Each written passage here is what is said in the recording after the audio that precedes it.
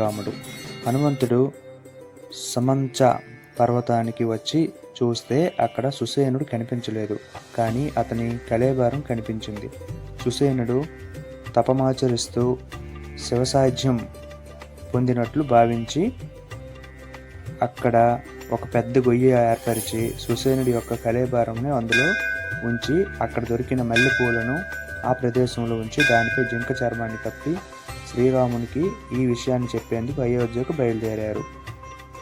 విషయం తెలుసుకున్న శ్రీరాముడు, సీత, లక్ష్మణ, హనుమానులతో కలిసి సుమంచ పర్వతానికి వస్తారు.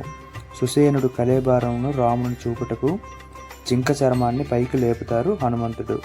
అక్కడ కళేబరం స్థానంలో మల్లెపువ్వులతో కప్పబడి ఉన్న శివలింగం కనిపిస్తుంది.